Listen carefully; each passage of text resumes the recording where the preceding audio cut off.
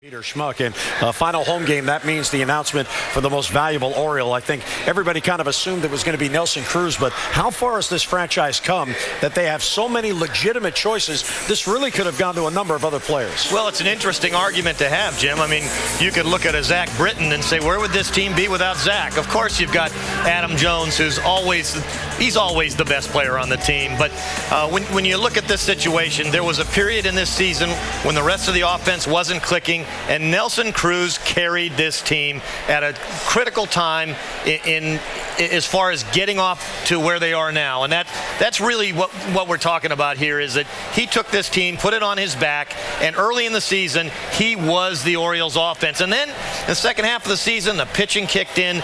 Of course, Zach Britton had a great season. Adam Jones had a great season.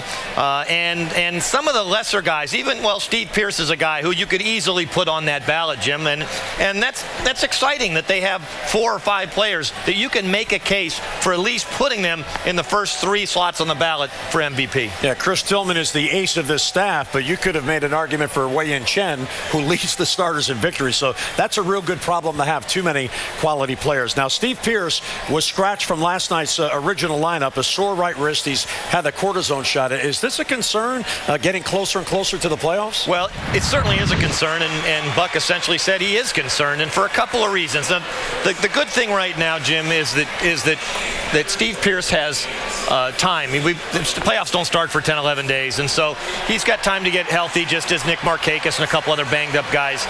They'll have some time. But the thing with Steve Pearce is that, in a sense, during the course of the year, at times, while he is one of the most valuable players on this team and has been a revelation for the Orioles, he's also been, to some extent, his own worst enemy. He works so hard. And, I know they all work hard down there, but Steve Pearce is an obsessive worker and an obsessive batting cage guy. That caused him to have some wrist soreness earlier in the season. I don't know if it's contributed to this, but they really are trying to allow him to keep his edge in the cage, but also rest those wrists for what happens out on the field. All right, now, as you mentioned, the playoffs won't begin until the Thursday after the season finale next Sunday, so about a week and a half away. And we're all going to speculate between now and then on the makeup of the playoff roster. Buck indicated today he actually has a couple of rosters set pending the opponent that they play. But here's the question. He's likely to go with 4 starters, but does he go with 7 or 8 relievers? If he goes with 8 relievers, he can only go with a 4-man bench. Well, my sense is that he would go with the bigger bench because of the way the bullpen has performed. And if you've looked over the last few weeks, the number of pitchers they've used out of the bullpen, they're still using their main guys, and they've been able to get enough innings out of the starting rotation to keep those guys rested. And that's been the key throughout this great run during the late part of the season.